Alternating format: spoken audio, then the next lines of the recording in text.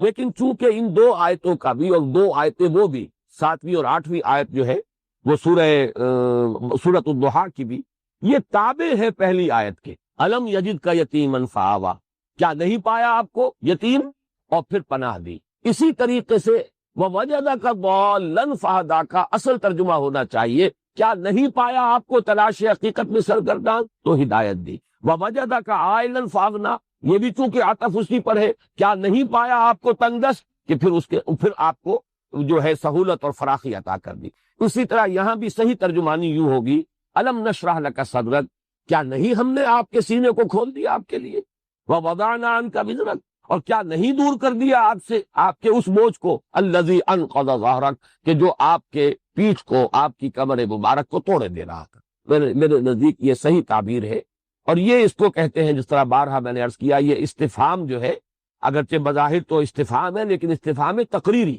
کیا ہم نے ایسا نہیں کر دیا، کیا مانی ہم نے کر دیا ایسا، اصل میں کسی چیز کے اس بات کے لیے اور زور دینے کے لیے بظاہر استفہام کا اسلوب اختیار کیا جاتا ہے تاکید کے لیے، اس بات میں تاکید کے لیے۔ پھر یہاں سوال وہ آتا ہے کہ وہ بوجھ ہے کیا؟ اس بوجھ کے لیے 3 تعبیریں سامنے آئی ہیں، میں نے جتنا بھی مطالعہ کیا ہے ان کے حوالے سے میں عرض کر رہا ہوں۔ پہلی تعبیر سامنے آتی ہے اس انداز میں کہ وہ جو ووجدک ضالا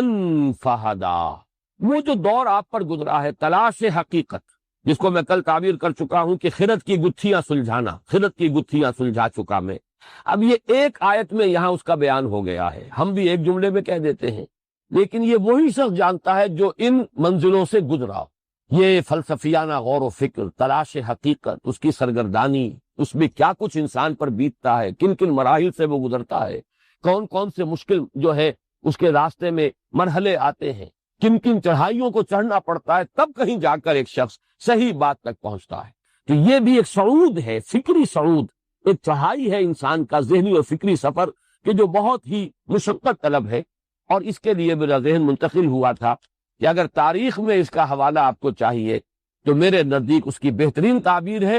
گوتم بدھ کی زندگی۔ گوتم بدھ تلاش حقیقت ہی کے لیے نکلا تھا، کوئی کاروبار کرنے نہیں نکلا تھا، کوئی اور ایڈونچر جو ہے دنیا میں کسی اور وہ اپنی مہم جوئی پر نہیں نکلا تھا۔ At the prime of his youth, اس کی عمر 30 برس تھی اس وقت، کپل وستو کا شہزادہ، محل کو چھوڑا ہے، اس کی آسائشوں کو تج دیا، جوان بیوی کو سوتے ہوئے چھوڑ کر گیا ہے، اور شیرخوار بچے کو چھوڑ کر گیا۔ یعنی زندگی کے اندر جن جن چیزوں سے انسان کو ہو سکتا ہے قلبی لگاؤ، وہ سارے بندھن موجود تھے، لیکن نکلا ہے۔ کیوں نکلا ہے؟ وہ تلاش حقیقت، معلوم ہونا چاہیے یہ گتھی کیا ہے، جبکہ تجھ بن نہیں کوئی موجود، پھر یہ ہنگامہ اے خدا کیا ہے، یہ حقیقت کیا ہے، سروم دکھم، یہ کیوں کرب ہے، کیوں رنج ہے، کیوں غم ہے انسان کے لیے، کیوں دکھ ہے، کیوں کوئی اندھا پیدا کر دیا گیا ٹھوکریں کھا رہا ہے، گر رہا ہے، کیوں کسی والدین کے سامنے ان کا پیارا اور نہایت ہی خوبصورت بچہ دم توڑ رہا ہے، وہ کچھ نہیں کر سکتے سوائے اس کے کہ پچھاڑے کھا رہی ہے ماں، لیکن یہ کچھ نہیں کر سکتے۔ یہ رنج اور غم کیوں ہے؟ آخر اس کا کوئی علاج ہے، اس کا مداوا ہے، کوئی سے رستگاری ہے تو کیا ہے؟ یہ ہے در حقیقت وہ سوال جو اس کے سامنے آیا، اور پھر جتنے سال ہا سال اس نے گزارے، جو جنگلوں کی خاک چھانی ہے اور ریگزار جو ہے نہ معلوم کتنے اس نے گزارے ہیں، کہاں کہاں دھونی رمائی ہے، کس کس منی اور رشی کے پاس جا کر ان کی جوتیاں سیدھی کی ہے یا ان کی خدمتیں کی ہیں، کہاں کہاں جا کر مراقبے کیے ہیں، کیسے کیسے اس نے جو ہے غور و فکر کے مراحل طے کیے، اس سے پوچھیں۔ اس کی زندگی کا جو بھی نقشہ آتا ہے مہاتما گوتم بدھ کا، کپل وستو کا شہزادہ، تو اس سے اندازہ ہوگا کہ یہ کتنا مشکل اور کتنا کٹھن سفر ہے۔ یہ سفر جبکہ محمد الرسول اللہ صلی اللہ علیہ وسلم پر اگرچہ اس کی مدت کم ہے، لیکن یہ کہ کسی شے کی جو اس کا کوانٹیٹیو ایلیمنٹ ہے وہی فیصلہ کن نہیں ہوتا، تھوڑی مدت کے اندر بھی سخت ترین جو ہے اس کی شدت ہو سکتی ہے، جیسے کہ حضور صلی اللہ علیہ وسلم کی ایک حدیث میں آپ کو سنا رہا ہوں جو ابن عدی اور ابن عساکر اور ابو نعیم نے روایت کی حضرت انس سے رضی اللہ تعالیٰ عنہ، اور وہ حدیث یہ ہے کہ ما اوذی احد ما مثل ما اوذیت، کسی کو بھی نوع انسانی میں کسی کو بھی اتنی ایذائیں نہیں جھیلنی پڑی جتنی کہ مجھے جھیلنی پڑی، جتنی تکلیفیں میں نے اٹھائی ہیں کسی نے نہیں اٹھائی۔ اب اس پر ایک اشکال وارد ہوتا ہے کہ حضرت نوح علیہ السلام نے 950 برس تک دعوت دی ہے اور مخالفتیں جھیلی ہے، استہزاء برداشت کیا ہے، تمسخر برداشت کیا ہے۔ حضور صلی اللہ علیہ وسلم کی تو حیات طیبہ آغاز وحی سے لے کر اور آپ کے انتقال تک کل 22 برس سے، انہی میں آ گئی ساری سختیاں بھی آ گئی، انہی کے اندر آسانیاں بھی آ گئی، ان مع العسر یسرا، ان مع العسر یسرا، سارے مراحل اسے میں طے ہو گئے۔ اس طرح کی شدید پرسیکیوشن حضور کو نہیں جھیلنی پڑی جیسے کہ اور دوسرے بعض انبیاء کو جھیلنی پڑی، انبیاء قتل کر دیے گئے، انبیاء جو ہیں جو ہوئی ان کے ساتھ جو جس قدر سختی حضرت یوسف علیہ السلام نے جھیلی ہے جیل میں۔ تو معلوم یہ ہوتا ہے کہ ایک ہے کسی مسئلے کا کوانٹیٹیٹیو ایلیمنٹ اور ایک ہے اس کا کوالٹیٹیو ایلیمنٹ۔ ہو سکتا ہے کہ تھوڑی یعنی مقدار میں کوئی شے ہو لیکن اپنی شدت کے اندر جو ہے وہ اتنی زیادہ ہو کہ وہ اپنی وسعت اور اپنے طول و عرض کے اعتبار سے کم ہونے کے باوجود اس کا جو اثر ہے وہ اس سے کہیں زیادہ بڑھ جائے۔ اس اعتبار سے اگرچہ حضور پر یہ جو وقت گزرا ہے تلاش حقیقت، فلسفیانہ غور و فکر، تفکر والاعتبار، جو کل حضرت عائشہ صدیقہ رضی اللہ تعالی عنہ سے جو روایت مروی ہے اس کے حوالے سے میں آپ کو بتا چکا ہوں کہ فلما بلغ 40 سنة حبب الیہ الخلاء فکان یخلو بغار حراء یتحنس فیہ، جب 40 برس کے لگ بھگ آپ کی عمر ہوئی تو خلوت گزینی آپ کو محبوب کر دی گئی، آپ غار حراء میں جا کر خلوت گزین ہوتے تھے اور وہاں پر آپ عبادت کرتے تھے۔ اب عبادت کیا ہے اس کے بارے میں شارحین حدیث کا کہنا ہے کان صفت و تعبدہ فی غار حراء التفکر والاعتبار، غور و فکر کی وادیاں ہیں جو آپ نے طے کی ہے اور اسی کے اندر جو ہے وہ سرگردانی کی کیفیت ہے۔ ووجدک ضالا فہدی۔ اسی طرح میں ایک مثال دے دوں، ہمیشہ میں دیا کرتا ہوں جب بھی گوتم بدھ کی مثال آئے، ایک میں سقراط کی مثال دیا کرتا ہوں، لیکن وہ اس اعتبار سے کہ اس نے زہر کے پیالے کو ترجیح دی ہے، جو حقیقت بھی اس پر منکشف ہوئی تھی، اس بات کو کہ اس کو وہ بیان کرنے سے باز آ جائے، اس پر ترجیح دی اس نے موت کو زہر کا پیالہ پی لیا۔ لیکن یہ مشقت جو ہے طلب ہدایت کی جو مشقت جھیلی ہے گوتم بدھ نے، تقریباً وہی مشقت ہے جو حضرت سلمان فارسی نے جھیلی رضی اللہ تعالیٰ۔ ایران میں پیدا ہو رہے ہیں، بڑی آسائش کی زندگی ہے، والد جو ہے وہ آتش کدے کا کوئی اہم پروہت ہے، پجاری ہے، گویا کہ اس ریلیجس ہائرارکی میں اونچے مقام پر فائز ہے، لیکن یہ کہ فطرت جو ہے کو ابا کر رہی ہے کہ اپنے ہاتھ سے ہم اس میں ایندھن ڈالتے ہیں، آگ میں ہم جلاتے ہیں تو جلتی ہے، ایندھن ڈالیں تو یہ جاری رہتی ہے اور اسی کے آگے ہاتھ جوڑ کر کھڑے ہو جائیں۔ لیکن پھر آپ کو معلوم ہے کس قدر مشقتیں جھیلی، گھر سے نکال دیے گئے، ایران سے گئے، شام پہنچے، وہ جس طریقے سے کہ گوتم بدھ کے بارے میں آتا ہے رشیوں اور منیوں کے پاس، کبھی ایک کے پاس، دوسرے کے پاس، تیسرے کے بعد، اسی طرح جو عیسائی اس وقت کے راہب موجود تھے شام میں، کبھی ایک کے پاس، دوسرے کے پاس، تیسرے کے پاس، یہاں تسکین نہیں ہوئی کسی اور کو تلاش کیا، اس سے بھی تسلی نہیں ہوئی کہیں اور گئے، آخر میں وہ ایک راہب ملا ہے جس سے کچھ تسکین ملی۔ لیکن یہ کہ جب اس کا بھی انتقال کا وقت آیا ہے تو اس سے کہا کہ میرا تو ابھی پوری طریقے سے سیری اور تشفی نہیں ہوئی، تو اب تمہارے بات میں کہاں جاؤں؟ تو اس نے پھر رہنمائی کی ہے کہ میرا علم مجھے بتاتا ہے کہ اب آخری نبی کے ظہور کا وقت آ گیا، جنوب کی طرف کھجوروں کی سرزمین میں ان کا ظہور ہونا ہے، جاؤ ٹرائی یور لک، قسمت آزماؤ، شاید اللہ تمہیں پہنچا دے۔ لہذا آپ سفر کر رہے ہیں مدینے کی طرف، درمیان میں جس قافلے میں سفر کر رہے تھے ڈاکوؤں نے حملہ کیا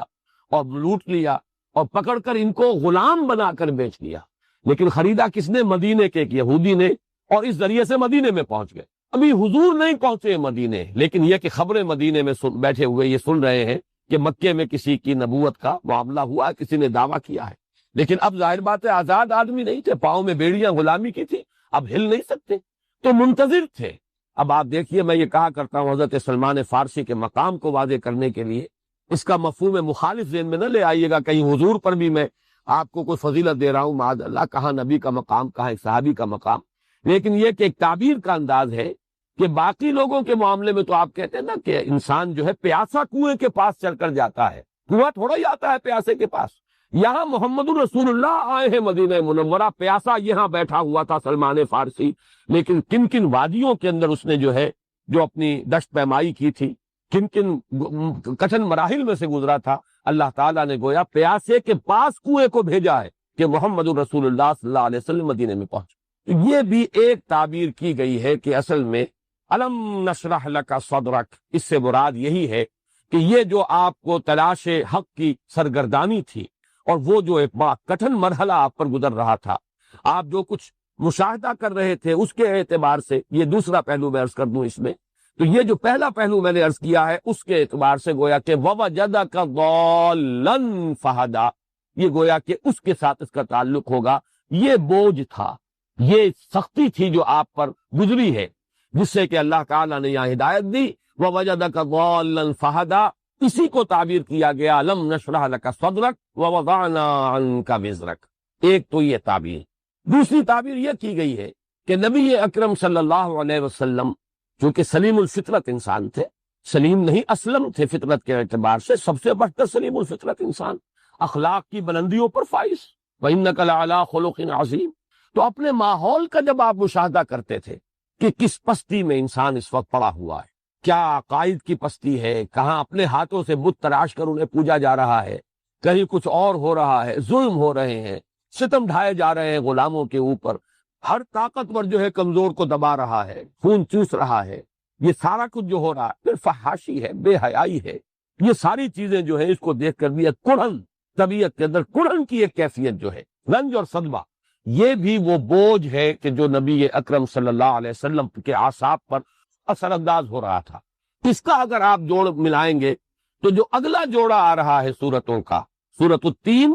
اور سورۃ العلق، ان کا مرکزی مضمون یہی کہ یہ جو پستی ہے جس میں انسان گر جاتا ہے، ثم رددناہ اسفل سافلین، یہ جو ایک حضور کا مشاہدہ تھا جو سورۃ التین میں آئے گا، ثم رددناہ اسفل سافلین، اور یہی معاملہ آئے گا سورۃ العلق میں، کلا ان الانسان لیطغی، یہ طغیانی، سرکشی، تعدی، ظلم، دست درازی، انسان اس پر آمادہ ہو ہی جاتا ہے۔ کیوں ہو جاتا ہے اور اس سے بچاؤ کا راستہ کیا ہے، یہ سورہ علق جب پڑھیں گے تب اس پر ہم تفصیل سے غور کریں گے۔ اس وقت میں صرف یہ جو ایک دوسرا احتمال ہے، اگر اس کو ہم مانیں تو اس سے تعلق جو ہے جڑ جائے گا اس سورہ مبارکہ کی ان آیات کا، سورۃ التین کی آیت سے، ثم رددناہ اسفل سافلین۔ اے محمد، آپ کا مشاہدہ غلط نہیں ہے، واقعتاً انسان جب گرتا ہے تو نیچے والوں میں سب سے نیچے چلا جاتا ہے، یہ پھر حیوانیت کی سطح پر بھی نہیں رہتا، حیوانوں سے بھی گر جاتا ہے۔ اس میں درندگی آتی ہے تو یہ بھیڑیے کو مات کر دیتا ہے، اس میں شہوت پرستی آتی ہے تو یہ سوروں سے آگے نکل جاتا ہے،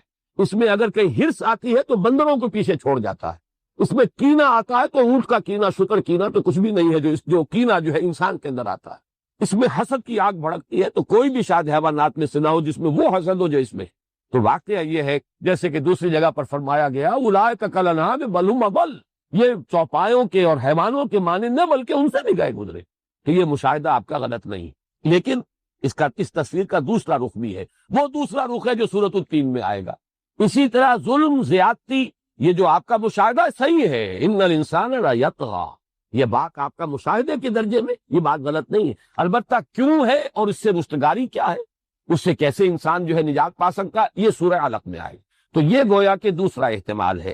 اب تیسرا احتمال، اور یہ کافی قوی احتمال ہے میرے نزدیک، کہ در حقیقت سورۃ الضحیٰ کے ساتھ جو تعلق ہے سورۃ الانشراح کا، اگر ان کو دونوں صورتوں کو بیک وقت رکھا جائے تو وہ جو قلق آپ کو تھا فطرت وحی کی وجہ سے، جو آپ پر وہ آج کل کی اصطلاح کے اعتبار سے قبض کی کیفیت، صوفیہ کی اصطلاح میں، اور یوں سمجھیے کہ ایک نوع کی ڈپریشن کی کیفیت تھی کہ جو آپ پر طاری ہو گئی تھی، جس میں یہاں تک کی شدت بھی تھی کہ آپ اپنے آپ کو پہاڑ سے نیچے گرا دینے کے بارے میں سوچتے تھے،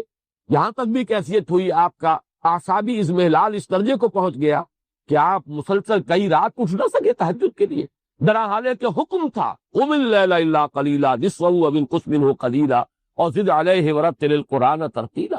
اور پھر یہ کہ آپ کا وہ صدمہ اس اعتبار سے، اور یہ گمان، اس قصد و ہزار بدگمانی کہ شاید میرے رب نے مجھے چھوڑ دیا ہے، شاید اس کی عنایتیں میرے شامل حال نہیں۔ تو یہ جو قبض ہے، اس سے جب بست ہوا، وہی ہے جو تعبیر کیا جا رہا ہے الم نشرح لک صدرک ووضعنا عنک وزرک الذی انقض ظہرک۔ تو میں کل بھی بیان کر چکا ہوں قاضی ثناء اللہ پانی پتی رحمۃ اللہ علیہ کے حوالے سے کہ انہوں نے فرمایا ہے کہ جب بھی کسی انسان کو قبض کی کیفیت سے سابقہ ہو، جب یہ اندر سے جیسے طبیعت رک گئی ہو، جیسے کچھ بدلی کسی کیفیت ہو، جیسے کوئی مایوسی کا سا انداز ہو، جیسے کوئی ہمت جواب دے رہی ہو، اگر قبض کی کیفیت ہو تو اس کیفیت میں اس کا مداوع، اس کا علاج کرنے کے لیے سورۃ الضحیٰ اکسیر کا درجہ رکھتی ہے، اس کی بڑی تاثیر۔ اور اس میں اب اضافہ کر رہا ہوں آج کہ میرا اپنا یہ ذوق ہے، میرا اپنا یہ معمول ہے، یہ سائیکلز آتے ہیں مجھ پر بھی، یہ کبھی ایک انشراح کسی کیفیت، کبھی انقباض کسی کیفیت، کبھی مایوسی کسی کیفیت۔ میں نے بار عرض کیا ہے کہ کبھی حالت یہ طاری ہو جاتی ہے کہ پاکستان کے مستقبل سے بالکل مایوسی محسوس ہوتا ہے، شاید ہم تباہی کے بالکل کنارے، گڑھے کے کنارے تک پہنچ چکے ہیں، اور کوئی راستہ بچاؤ کا ہے نہیں. جس درجے پستی میں یہ معاشرہ ہمارا گر چکا ہے اور جس درجے جو ہے کیوس ہمارے ہاں موجود. لیکن پھر کبھی ایسا ہوتا ہے کہ امید بننے لگتی ہے, کچھ حالات میں کوئی روشنی کی کرن نظر آتی ہے, یا وہ چیزیں جو ماضی کے حوالے سے میں کہا کرتا ہوں 400 برس کی تاریخ, یہ جو اشارے ہیں, پھر توجہ ان کی طرف زیادہ منعطف ہو جاتی ہے. تو اصل میں یہ تبدیلی داخلی ہوتی ہے, خارج کے اثرات اس پر نہیں ہوتے. انسان کی داخلی کیفیت کے اندر یہ یوں سمجھیے کہ ایک ابھار اور یا ایک جو ہے نیچے اور گراوٹ کی کیفیت, یہ جو کیفیات ہے یہ داخلی ہے. اس میں جو ہے اپ اینڈ ڈاؤن آتا ہے. اس میں میرا یہ معمول ہے کہ جب بھی یہ کیفیت ہوتی ہے, ویسے بھی یہ بھی میں عرض کر رہا ہوں میرے معمولات میں سے ہے کہ میں ظہر کی نماز میں ہمیشہ فرض میں پہلی رکعت میں سورۃ الضحیٰ اور دوسری میں سورۃ الانشراح, یہ میرے معمولات میں سے. پھر یہ کہ جب خاص طور پر وہ ڈپریشن کی کیفیت ہوتی ہے, مایوسی کی, بددلی کی, قبض کی, تو سورۃ الضحیٰ کا میں ورد کرتا. اور پھر جب کیفیت مجھے محسوس ہوتی ہے کہ اب کچھ اللہ نے اس سے نکال دیا ہے, تو الم نشرح لک صدرک, اور اس کے ساتھ شکر, پروردگار یقیناً تو نے مجھے پھر وہ انشراح عطا کر دیا ہے, پھر اس اندھیرے سے نکال لیا ہے, پھر وہ بددلی کی کیفیت جو ہے اس کو ہٹا دیا ہے. تو اس پر ایک شکر کے جذبے کے ساتھ, جذبہ تشکر کے ساتھ, الم نشرح لک صدرک ووضعنا عنک وزرک, یہ گویا کہ یہ ہدیہ تشکر اللہ کے جناب میں پیش کرنے کے لیے بہترین یہ آیات ہے کہ جو سورۃ الانشراح میں نازل ہوئی. تو میرے نزدیک ایک صورت یہ ہے, آج میں تھوڑا سا اضافہ کر رہا ہوں, جو کل میں نے یہ سائیکل کا تذکرہ کیا تھا, تو ہمارے اس دنیا میں ایک سائیکل اور بھی چلتا ہے. جن حضرات کو جغرافیہ جو پڑھا ہوگا کہیں 9ویں 10ویں میں, وہ کچھ یاد ہو تو وہ ذرا ذہن میں تازہ کریں. ہماری زمین جھکی ہوئی ہے 66 درجے کے زاویے پر, جس کا نتیجہ یہ نکلتا ہے کہ جب یہ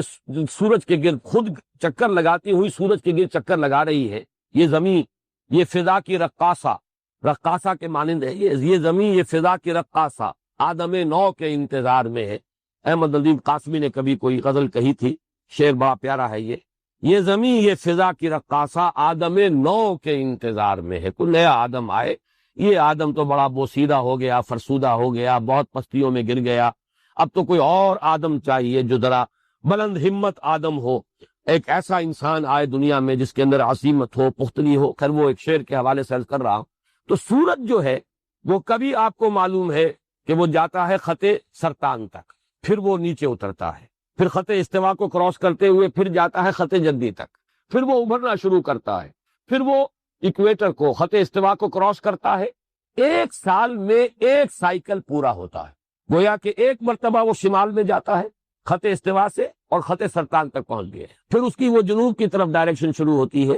اور پھر وہ ایکویٹر کو کراس کرتا ہوا وہ خط جدی تک پہنچ جاتا ہے, پھر وہاں سے کھڑا ہوتا ہے, پھر وہ اوپر جاتا ہے. تو یہ سائیکلز جو ہیں, جو میں نے کہا انسان کے اپنے اندر بھی اس کی باطنی کیفیات, اس کی نفسیات میں بھی یہ سائیکلز آتے ہیں. البتہ ڈگریز کا فرق ہے. جو کم حساس قسم کے لوگ ہیں, جو زیادہ جو صرف حیوانیت کی سطح پر زندگی بسر کر رہے ہیں, حیوانوں میں یہ نہیں ہوتا, لیکن یہ کہ انسانوں میں جو حیوانیت کے قریب ہوں گے بے حس قسم کے لوگ, ان میں یہ جو اپ اینڈ ڈاؤن ہے یہ بہت کم ہوگا, نہ ہونے کے برابر. جو زیادہ حساس ہیں ان میں اس کا ایمپلیٹیوڈ جو ہے بڑھ جائے گا, اونچائی بھی اور نیچائی بھی. لیکن ایک حد تک رہے تو انسان نارمل ہے. اس کے لیے در حقیقت یہ تشبیہ ذہن میں آئی تھی کہ سورج اگر خط سرطان سے اوپر چلا جائے اور اگر وہاں سے بھی ورٹیکل جو شعاعیں ہیں وہ پڑنے لگے قطب شمالی کی طرف, تو سمجھ لیجئے کہ دنیا ختم ہو جائے گی. اتنا برف پگھلے گا کہ پورا گلوب جو ہے فلڈ ہو جائے گا, پانی سے فلڈڈ ہوگا پورا. اسی طریقے سے اگر نیچے اتر جائے خط جدی سے وہ, تو وہی تباہی پھر آ جائے گی. اس لیے کہ وہ جو منجمد جو جنوبی ہے, بحر منجمد جنوبی, وہ اگر کہیں پگھل جائے تو پھر وہی صورت ہوگی کہ جو. تو معلوم یہ ہوا کہ ایک حد تک یہ سورج کی جو سائیکل ہے, اگر یہ سرطان سے جدی تک رہے تب تو ہے عافیت اور خیریت. زمین پر جو یہ حیات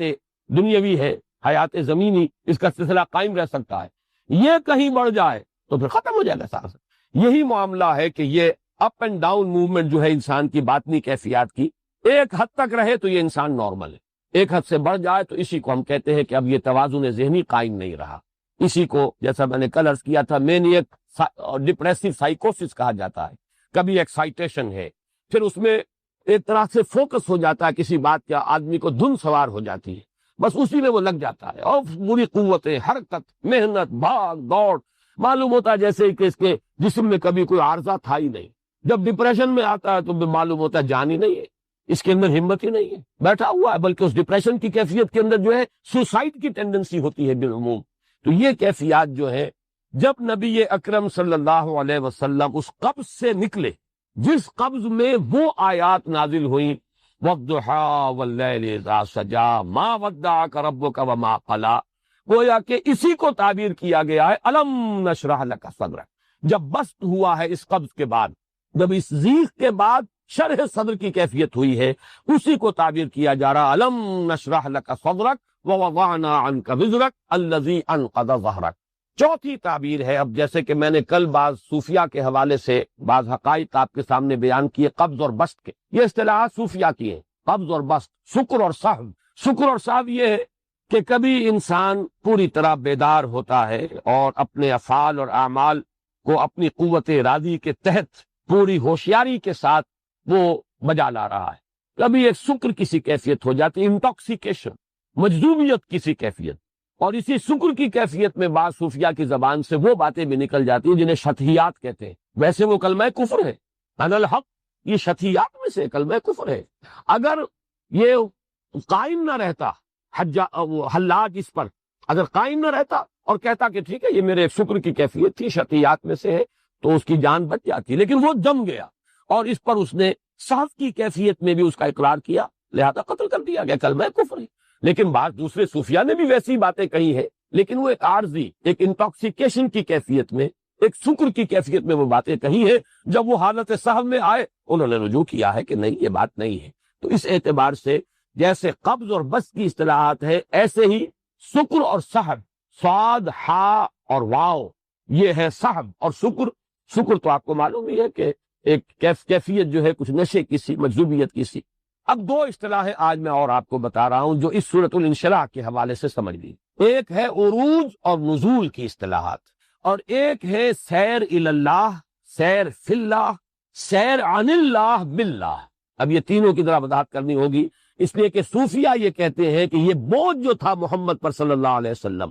جس کا اس درجے میں تذکرہ کیا جا رہا ہے کہ وہ آپ کی کمر کو توڑے دے رہا تھا، یہ بوجھ ظاہر بات ہے کہ کسی خارجی کیفیت کا نہیں ہے، زمانہ نزول بالکل آغاز ہی کا ہے، ابھی وہ پرسیکیوشن شروع ہوا ہی نہیں۔ زیادہ سے زیادہ کسی نے یہی کہہ دیا ہوگا نا کہ کوئی جن کا سایہ ہو گیا ہے، معلوم ہوتا ہے کوئی بدروح شاید آ گئی ہے،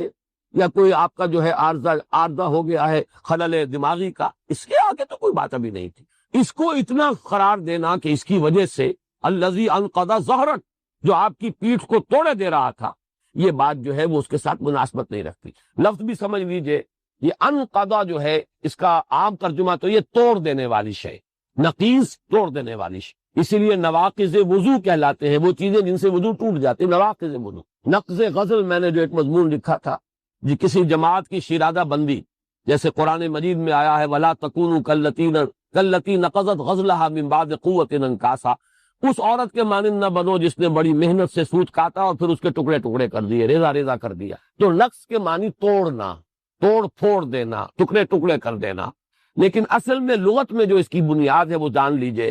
اونٹ کے اوپر پالان ہوتا ہے، جیسے گدھے کے اوپر بھی آپ کو سامان لادنا ہے تو پہلے آپ کاٹھی رکھتے ہیں، اس کے اوپر پالان اسے کہتے ہیں۔ اب وہ پالان پر آپ بوجھ ڈال رہے ہیں، ایک حد تک تو وہ پالان سہار جاتا ہے، ایک وقت آتا ہے کہ بوجھ کی وجہ سے اس کی چونیں جو ہے چرچرانے لگتی ہیں، ان میں آواز آنے لگتی ہے، معلوم ہوتا کہ بس بھائی اب یہ جو ہے پالان ٹوٹ جائے گا۔ اس آواز کو نقیص کہتے ہیں۔ یہ گویا کہ آپ کے لیے ایک وارننگ ہے، ریڈ سگنل ہے کہ بس اس سے زیادہ نہیں ورنہ یہ پالان ٹوٹ جائے گا۔ تو گویا کہ کمر پر اتنا بوجھ پڑ رہا تھا کہ اس میں سے چرچراہٹ کی آواز گویا کہ آ رہی ہے، محمد الرسول اللہ صلی اللہ علیہ وسلم پر اتنا بوجھ۔ اب یہ بوجھ خارجی حالات کا یا فزیکل کوئی دباؤ جو ہے اس سے اس شدت کی کوئی توجیہ ممکن نہیں۔ لہذا صوفیہ نے جو تعبیر کیا وہ یہ ہے کہ اصل سبب اس کا یہ ہے کہ آپ عروجی کیفیت سے نزول کی طرف لوٹائے جا رہے تھے، یا سیر فی اللہ کا اونچا مقام تھا جس سے آپ کو اترنے کا حکم دے دیا گیا تھا، سیر عن اللہ الی اللہ یا سیر عن اللہ باللہ کے لیے۔ ان اصطلاح سمجھ لیں، چاہے کوئی شخص جو ہے اس میدان میں کوئی قدم رکھنے کا ارادہ رکھتا ہو نہ رکھتا ہو، میرا اپنا مزاج بھی جو ہے میں عرض کیے دیتا ہوں کہ جہاں تک جو عملی مراقبے وغیرہ اور ذکر اور اشغال کے جو بھی طریقے ہیں مختلف سلاسل تصوف کے، مجھے ان سے کوئی مناسبت نہیں۔ میں تو سلوک محمدی کا قائل ہوں، جس کا اصل جو ہے سلسلہ وہ ہے جہاد، محنت، اقامت دین کی جد و جہد، اس کے لیے ایثار، اس کے لیے قربانی، اس میں استقامت. باقی یہ چیزیں جو ہیں یہ صوفیہ کے اپنے طریقے ہیں، مجھے ان سے کوئی مناسبت نہیں. لیکن تصوف کا جو علمی پہلو ہے، فکری پہلو ہے، اس سے مجھے گہرا شغف ہے. اس کا اللہ کے فضل و کرم سے پورا ادراک اور شعور بھی مجھے حاصل ہے، پوری گہرائی کے اندر میں اس کو سمجھتا ہوں، اور میری ذہنی اور قلبی اور نفسیاتی مناسبت اس کے ساتھ ہے. اور وہ ساری چیزیں میں قرآن حکیم سے میں نے اخذ کی ہے، میرا کوئی اور سورس نہیں ہے. قرآن حکیم ہی میں ایمان کے باطنی حقائق، مقام رضا، مقام تسلیم، اب یہ تمام چیزیں جو مقام صبر، مقام توکل، جو کہ سورہ تغابن کے درس کے ضمن میں میں بیان کرتا ہوں اور آپ میں سے اکثر حضرات کے علم میں ہے، یہی تو ہے کہ جو تصوف کے موضوعات ہیں. اسی طریقے سے یہ جو کیفیات باطنیہ ہیں، جیسا کہ میں نے پہلے بھی عرض کیا تھا، میرے نزدیک سب سے بڑے ماہرین علم نفس جو ہیں وہ ہمارے صوفیہ ہیں. انسان کی باطنی کیفیات میں جو اتار چڑھاؤ آتا ہے، جو تغیر و تبدل آتا ہے، اس کا جتنا گہرا شعور و ادراک مسلمان صوفیہ کو حاصل رہا ہے اور کسی کو حاصل نہیں. اس اعتبار سے میں یہ چاہتا ہوں کہ ان چیزوں سے ضرور ذہنی مناسبت آپ حضرات کو بھی پیدا ہو اور ان کو سمجھے، تاکہ وہ بوجھ جو ذہنی ہے وہ ختم ہو جائے. عملی طور پر معاملہ جو ہے وہ ایک علیحدہ معاملہ ہے. کوئی اگر اس راستے پر جائے تو میں اسے حرام نہیں کہتا، یہ ہے کہ میری اپنی مناسبت اس کے ساتھ نہیں ہے، اسی لیے میں نے کسی سے بیعت نہیں کی. لیکن یہ کہ جہاں تک یہ حقائق ہیں، باطنی نفسیاتی حقائق، اور دوسری طرف فلسفیانہ حقائق، پھر وہ ایمان کے جو باطنی ثمرات ہیں ان کا معاملہ، یہ میں قرآن مجید کے حوالے سے جانتا ہوں، اور میرا اس کے ساتھ قلبی مناسبت ہے، طبی مناسبت ہے، ذہنی مناسبت. اس لیے میں یہ آج اصطلاحات آپ کو بتا رہا ہوں. دیکھیے، عروج اور سیر اللہ یہ دونوں ہم معنی الفاظ ہیں. ایک شخص اللہ کا قرب حاصل کر رہا ہے، ذہناً،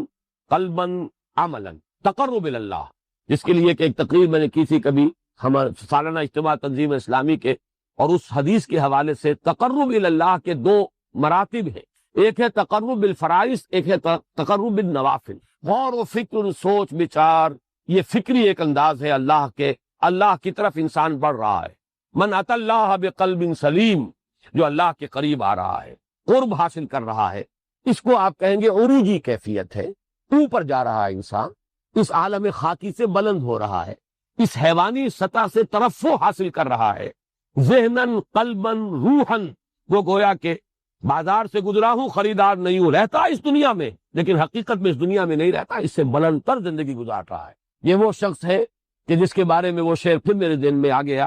کہ مومن کی یہ پہچان کہ گم اس میں ہے آفاق، اور کافر کی یہ پہچان کہ آفاق میں گم ہے. یہ سیر اللہ،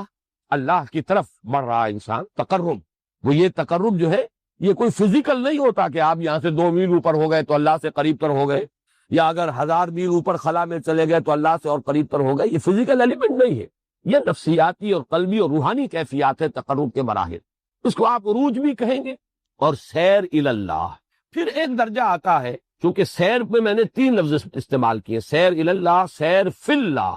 اور پھر سیر عن اللہ باللہ یا اللہ، یہ میں بعد میں بیان کروں گا. لیکن عروج اور نزول ان کے درمیان کوئی وقفہ نہیں، لیکن یہ کہ جو درمیانی وقفہ ہے اس کو سمجھیے سیر فی اللہ. سیر فی اللہ کیا ہے؟ اللہ کی معرفت حاصل ہو گئی، اب اللہ کے ساتھ ذہنی، قلبی، روحانی رشتہ استوار ہے. اب آدمی نہیں چاہتا کہ اس رشتے کے اندر کہیں کوئی خلل واقع ہو، کوئی دنیاوی مصروفیت حائل ہو جائے، کوئی توجہ کسی اور طرف منعطف ہو جائے. یہ تو ظاہر بات ہے کہ انہی کو اندازہ ہو سکتا ہے کہ جن کو اس کی کوئی کیفیت و چاشنی کبھی میسر آئی ہو، اس میں کیا لذت ہے. اب دیکھیے، ایک حدیث میں آپ کو سنا رہا ہوں، ویسے تو یہ کہ وہ حدیث تو بہت عام ہے، لی مع اللہ وقت، میرا اللہ کے ساتھ ایک خاص وقت بھی ہوتا ہے. اب ہم کیا سمجھیں گے وہ خاص وقت کون سا ہوتا ہے اور اس کی کیفیات کیا ہوتی ہیں؟ یا جیسے آپ نے فرمایا،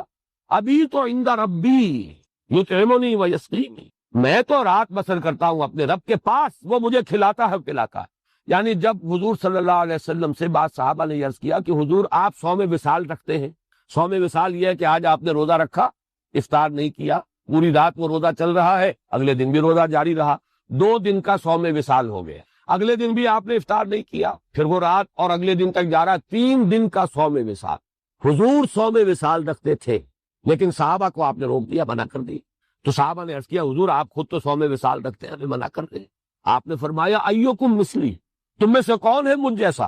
ابھی تو عند ربی، میں تو اپنے رب کے پاس رات بسر کرتا ہوں، وہ مجھے کھلاتا ہے پلاتا ہے. تم میری مثال نہیں بن سکتے، تم اس طریقے سے میری نقل نہیں کر سکتے. اب یہ کیا رات کا بسر کرنا ہے ہم کیا سمجھیں گے، لیکن اس کو سمجھ لیجئے میں نے یہ اچھا ہوا کہ یہ احادیث سامنے آ گئی تاکہ جو حضرات ذرا وہ زیادہ مزاج جو ہے جن کا وہ روایات کے ساتھ اور وہ اس پر زیادہ وابستگی کے ساتھ جمنا چاہتے ہیں، نئی اصطلاحات سے طبیعت جو ہے ان کی اوپر آتی ہے، تو سیر فی اللہ تو شاید ان کے لیے قابل قبول نہ ہو کہ اصطلاح ہے صوفیاء کی، لیکن یہ کیا ہے؟ مبیت عند رب، رات رب کے پاس بسر ہو رہی ہے، یہی ہے جسے صوفیاء کہتے ہیں سیر فی اللہ، اللہ کے ساتھ وہ قرب، وہ لو لگی ہوئی، وہ تار قائم ہے، وہ رشتہ برقرار ہے،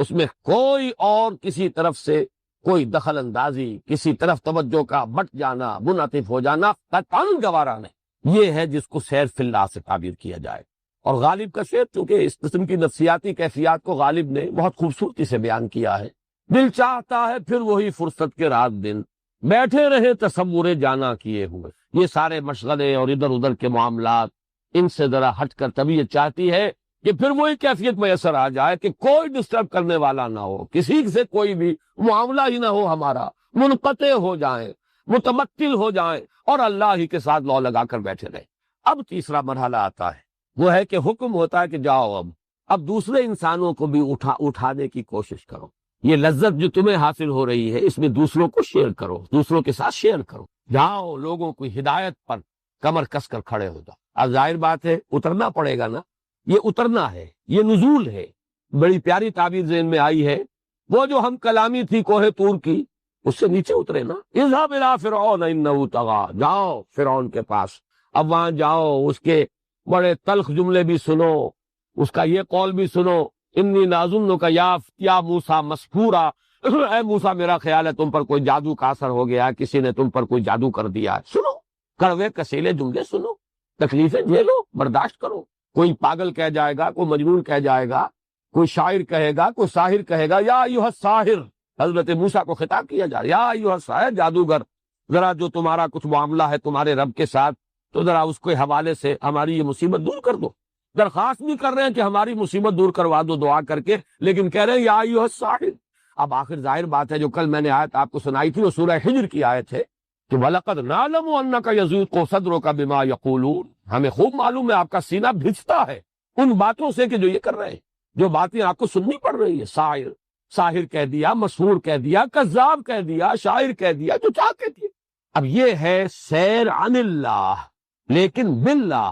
اصل میں تو باطنی تعلق منقطع نہیں ہوتا، تعلق تو رہتا ہے، البتہ اس کی وہ شدت تو اب نہیں رہی نا، وہ بیٹھے رہے تصور جانا کیے ہوئے، وہ کیفیت تو اب نہیں ہے۔ اب تو جا رہے ہیں، جلے کٹے فقرے سن رہے ہیں، تانے سن رہے ہیں، استہزاء ہو رہا ہے، تمسخر ہو رہا ہے، طبیعت پر ملال کی کیفیت ہے، گھر میں آ رہے ہیں تو حضرت خدیجہ دلجوئی کر رہی ہیں، آپ کی ہمت بنا رہی ہیں، کبھی اللہ تعالیٰ کی طرف سے آیات نازل ہو رہی ہیں، اے نبی صبر کرو، جھیلو، برداشت کرو، فاصبر لحکم ربک ولا تکن کصاحب الحوت، دیکھنا کہیں حضرت یونس کی طرح کہیں جلدی نہ کر بیٹھنا، بلکہ صبر کرو اپنے رب کے فیصلے کا، اس کے انتظار۔ یہ ہے اصل میں عروج اور نزول کی کیفیت۔ یہ نزولی کیفیت یا سیر عن اللہ، چاہے وہ باللہ بھی ہے اور اللہ بھی ہے، اس حالت میں بھی تعلق منقطع نہیں ہوتا، لیکن چونکہ اب رخ ہے مخلوق کی طرف، تبلیغ ہو رہی ہے تو کس کی طرف رخ ہے؟ آپ نماز میں کھڑے ہیں تو رخ کس کی طرف ہے؟ اللہ کی طرف ہے۔ انی وجہت وجہی للذی فطر السماوات والارض حنیفا، آپ نے یہ ہاتھ اٹھا دیے، گویا کہ اعلان کیا ہے کہ میں منقطع کر رہا ہوں اپنا تعلق، دائیں بائیں سے میرا تعلق منقطع ہے، میں نے اپنی توجہ کو مرتکز کر دیا ہے اب اپنی اس رب کی طرف جس نے آسمان اور زمین پیدا کیے۔ لیکن جب آپ تبلیغ کر رہے ہیں، تعلیم دے رہے ہیں، وعظ کہہ رہے ہیں، تقریر کر رہے ہیں، چاہے کوہ صفا پر کھڑے ہو کر تقریر کی، چاہے بنو ہاشم کو جمع کر کے کھانا کھلا کر آپ نے اپنی دعوت پیش کی، یہاں رخ کس کی طرف ہے؟ یہاں تو مخلوق کی طرف ہے، ان کے ساتھ اب جو ہے تعلق جو ہے وہ قائم ہو رہا ہے۔ اس اعتبار سے یہ کیفیت ہے جو بہت شاخ گزرتی، کہاں وہ لذت، کہاں وہ کیفیت، کہاں وہ سرور، کہاں وہ کیف، جس کا کہ ہم تو کوئی تصور بھی نہیں کر سکتے، لیکن یہ کہ جسے حاصل ہے لذت ای بادہ نہ دانی بخدا تا نہ چشی، جس کو کوئی ایک بھی رمق اس کی میسر آئی ہو وہ جان سکتا ہے کہ رسول کے قلب پر یہ بات کتنی بھاری گزرتی ہے،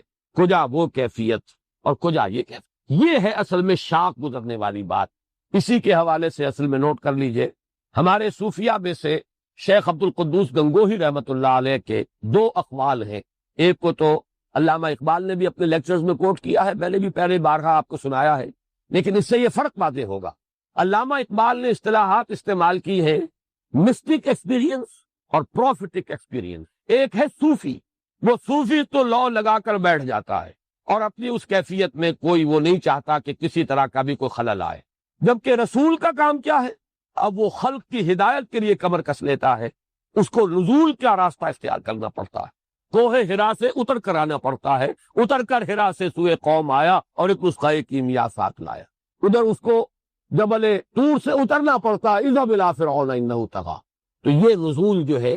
اس کا صوفی کا معاملہ اور نبی اور رسول کا معاملہ، بیسک ڈفرنس یہی ہے. پروفیٹک ایکسپیرینس کے اندر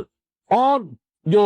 مسٹک ایکسپیرینس ہے علامہ اقبال کی اصطلاح میں، اور انہوں نے قول نقل کیا ہے شیخ عبد القدوس گنگوہی رحمۃ اللہ علیہ کا. فارسی میں بھی یہ قول آتا ہے، انہوں نے تو خیر اس کا ترجمہ دیا ہے. محمد عربی بالا آسمان رفت و باز آمد، بخدا اگر من رفت میں باز نہ آمد میں. محمد عربی تو آسمان کے اوپر گئے، سدرۃ المنتہا تک چلے گئے، اس قدر قرب حاصل ہو گیا، پھر واپس آ گئے. خدا کی قسم اگر کہیں میں پہنچ جاتا کبھی واپس نہ آتا. یہ فرق ہے. اس عروج کے بعد اب یہ نزول، جاؤ در در کی خاک چھانو، جاؤ لوگوں کے فکرے سنو، جلے کٹے، استہزاء برداشت کرو، پائے مبارک لہو لہان کرواؤ، جاؤ طائف کی وادی میں. کہاں وہ سرور، کہاں وہ کیف، کہاں اس کی لذت، کہاں یہ معاملہ. لیکن بہرحال مشن ہے، حکم ہے، یہی آپ کی ذمہ داری ہے، جھیلنا ہے. لیکن آغاز میں بہت شاخ گزرنے والی بات. اسی کا شیخ عبد القدوس گنگوہی رحمۃ اللہ علیہ کا ایک واقعہ آتا ہے کہ ایک روز وہ اپنی خانقاہ میں، اور ظاہر بات ہے خانقاہ مساجد ہی ہوتی تھی، مسجدوں ہی کے ساتھ خانقاہ ہوتی تھی، بیٹھے ہوئے تھے، مراقبہ تھا، لو لگی ہوئی تھی. ادھر سے اقامت کی آواز آ گئی، قد قامت الصلاۃ، قد قامت الصلاۃ. ظاہر بات ہے کہ اپنے مراقبے سے نکل کر اور آنا، صف میں کھڑا ہونا پڑا. لیکن طبیعت پر ایک جھنجھلاہٹ طاری ہوئی، حضوری سے نکال کر دربانی میں کھڑا کر دیے. یہ ہے اصل میں ان کی کیفیت کو، وہ کیفیت حضوری کی تھی. اللہ کے اور ان کے قلب یا روح جو بشری ہے ان کی، اس کے درمیان کوئی فصل نہیں تھا، کوئی بود نہیں تھا. نہایت قرب، اتصال بے تکیف بے قیاس، حت رب الناس را با جان ناس. یہ کیفیت حاصل تھی بالفعل. اب یہاں کھڑے ہونا پڑا ہے آ کر، تو حضوری سے نکال کے دربانی میں کھڑا کر دیا ہے. بس یہ نوٹ کر لیجئے، جو متبع سنت ہوگا صوفی، ایک وہ ہوتے ہیں جو ملنگ ہو جاتے ہیں، وہ حدود سے گزر گئے، وہ گویا کہ خط سرطان سے آگے نکل گئے یا خط جدی سے نیچے کہیں چلے گئے، اتر گئے. ایک وہ ہیں جو حدود میں رہتے ہیں. حدود میں رہنے والے یہی ہے کہ جو فرائض ہیں وہ لازم ادا کر لیں. یہ نہیں ہے کہ فرائض سے آپ اب بے پرواہ ہو جائیں. اتباع سنت لازم ہے. کچھ لوگ جو ہیں جو اس سے جو ہے کمزور رشتہ کر لیتے ہیں اپنا، وہ پھر ملنگ بن جاتے ہیں، پھر وہ شریعت کے متبع نہیں ہوتے. یہ وہ لوگ ہیں جن کے ہاں شریعت اور طریقت علیحدہ ہو گئے، راستے جدا ہو گئے. یہ معاملہ جو ہے، جو صحیح صوفیاء ہیں، حقیقی صوفی ہے، وہ تو ان دونوں چیزوں کو اس طرح جوڑ کر رکھتے ہیں کہ چاہے طبیعت کے اندر جو ہے اس وقت جو کیف جھنجھلاہٹ پیدا ہوئی ہے، لیکن شریعت کا حکم بالا تر رہے گا. جب آ گئی ہے صداقت قامت الصلاۃ، تو جانا ہوگا، کتنا ہی گہرا مراقبہ ہو اور کتنی ہی لو لگی ہوئی ہو. اب تو فرض نماز ہے اور اس میں جا کر شامل ہونا پڑے گا لازم. اسی کا میں آپ کو ایک اور بھی بعض اوقات جو ہے ذکر کرتا رہا ہوں. دیکھیے، آدمی اگر اپنی نماز پڑھ رہا ہے، نفل نماز، اس کو اختیار ہے، سجدہ آدھا گھنٹے تک پڑھا رہے، سر رکھے زمین پر. ہوتی ہے کبھی کیفیت انسان کی، سر اٹھانے کو جی نہیں کرتا. انسان دعائیں کر رہا ہے، اللہ تعالیٰ کے ساتھ قرب ہے. اقرب ما یکون العبد الی ربہ فی السجود، جو قریب ترین ہوتا ہے بندہ اپنے رب سے، وہ سجدے کی حالت میں ہوتا، کیسے سر اٹھا دے؟ یہ ہے اپنی نفلی نماز. جتنی چاہے لمبی آپ جو ہے اس کے اندر سجدے کے اندر جتنا چاہے وقت گزار. لیکن جب آپ باجماعت نماز میں ہے تو اللہ اکبر امام کی ہوگی تو سر اٹھانا پڑے گا. آپ کی ذاتی کیفیت سے کوئی تعلق نہیں ہے. وہ ذاتی کیفیت جو ہے سو ہے، اور نہیں ہے تو نہیں ہے. لیکن یہ کہ اس میں وہ ہے اجتماعیت، وہ اجتماعیت کا تقاضا ہے. فرائض کے ساتھ اجتماعیت ہے اور نوافل کے ساتھ انفرادیت ہے. اور یہ بھی فلسفہ دین اور حکمت دین کا ایک اہم نقطہ ہے. بہرحال ایک نقطہ نظر یہ ہے کہ در حقیقت یہ سارا شاخ گزرنے والا جو تھا معاملہ محمد الرسول اللہ صلی اللہ علیہ وسلم پر، وہ نزول کی کیفیت ابتدا میں بہت شاخ گزری، لیکن رفتہ رفتہ اس کی اپنی ایک لذت ہے. دیکھیے، غور کیجئے، حضور کی وہ حدیث کہ حضرت علی سے مخاطب ہو کر آپ نے فرمایا، یا علی لَن يَهْدِيَ اللَّهُ بِكَ رَجُلًا وَاحِدًا خَيْرٌ لَكَ مِنْ حُمْرِ النَّعَمِ۔ اے علی، اگر تمہارے ذریعے سے اللہ ایک انسان کو بھی ہدایت دے دے تو وہ تمہارے لیے سرخ اونٹوں سے بڑی دولت،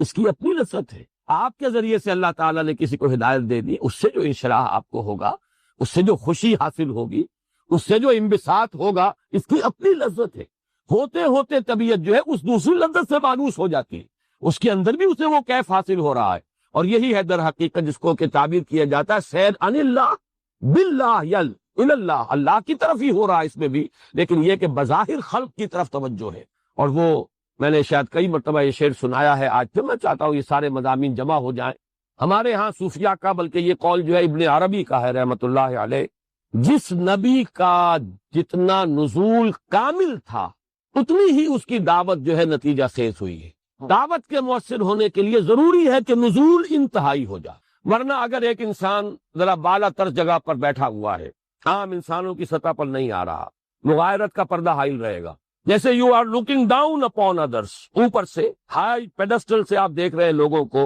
اور ڈانٹ ڈپٹ، ہر وقت شکوہ شکایت، تم میں تو ایمان ہی نہیں ہے، تم مانتے ہی نہیں ہو۔ یہ میں ذرا کسی توہین کا معاذ اللہ، اللہ تعالیٰ اس سے بچائے، توہین کی بات نہیں، لیکن تقابل تو کرنا پڑتا ہے۔ آپ انجیل پڑھ جائیے، حضرت مسیح علیہ السلام ایک بہت بلند مقام پر تھے، آپ نے شادی نہیں کی، آپ زہد کی اس انتہا پر تھے، عام دنیاوی چیزوں سے کوئی تعلق اور رشتہ ہے ہی نہیں، لہذا عام انسانوں کے ساتھ وہ قرب نہیں ہو سکا جو محمد الرسول اللہ کو حاصل ہوا ہے صلی اللہ علیہ وسلم۔ آپ نے اس جگہ پر اتر کر عام آدمی کی سطح پر آ کر زندگی گزاری۔ وہ تو جو بھی اللہ کے ساتھ تعلق تھا، رات کس کیفیت میں بیتتی تھی، وہ تو عام انسانوں کو کیا پتا، لیکن دن کے وقت محمد صلی اللہ علیہ وسلم بالکل عام انسانوں کے مانند تھے۔ آپ اپنے ساتھیوں میں بیٹھے ہوتے تھے، آنے والا پتہ نہیں چلا سکتا تھا کہ ان میں محمد کون سے ہیں۔ کوئی خاص مسند نہیں، کوئی گاؤ تکیہ نہیں، کوئی مور چھل نہیں، کوئی آپ کا لباس فاخرہ نہیں، کچھ بھی نہیں۔ اکثر لوگوں کو دقت ہو جاتی تھی، معلوم کرتے تھے کہ کون ہے محمد ان میں صلی اللہ علیہ وسلم۔ پھر جیسے آپ نے فرمایا، مجھے تمہاری دنیا میں جو چیزیں مجھے پسند ہیں ان میں سے عورت بھی ہے، کوئی حجاب محسوس نہیں کیا آپ نے۔ جو انسان کے تقاضے ہیں، بشری تقاضے ہیں، قتل کو حجاب محسوس نہیں کیا۔ آپ نے نکاح کیے ہیں، متعدد کیے ہیں۔ قرآن مجید میں ہے سورہ احزاب میں، وَلَوْ أَعْجَبَكَ حُسْنُهُنَّ، اے نبی چاہے کتنا ہی کسی عورت کا حسن جو ہے وہ آپ کے دل پر اثر انداز ہو جائے، لیکن اب آئندہ کوئی اور نکاح کرنے کی آپ کو اجازت نہیں ہے، جبکہ حد لگا دی گئی ہے، آخری سورہ احزاب کے اندر موجود ہے۔ اب آپ کوئی اور نکاح نہیں کر سکتے سوائے اس کے کہ اللہ تعالیٰ آپ کو کوئی یعنی مال فے میں یا کوئی غنیمت میں کوئی اگر کنیز آ گئی ہے، یا جیسے کہ مقوقس شاہ مصر کی طرف سے حضرت ماریہ قبطیہ جو ہے وہ بھیج دی گئی ہے، لیکن نکاح اس کے بعد نہیں ہوا، غزوہ احزاب کے بعد نکاح نہیں۔ وَلَوْ أَعْجَبَكَ حُسْنُهُنَّ، ان الفاظ پر غور کیجیے۔ تو معلوم یہ ہوا کہ نبی اکرم صلی اللہ علیہ وسلم نے اس طرح آ کر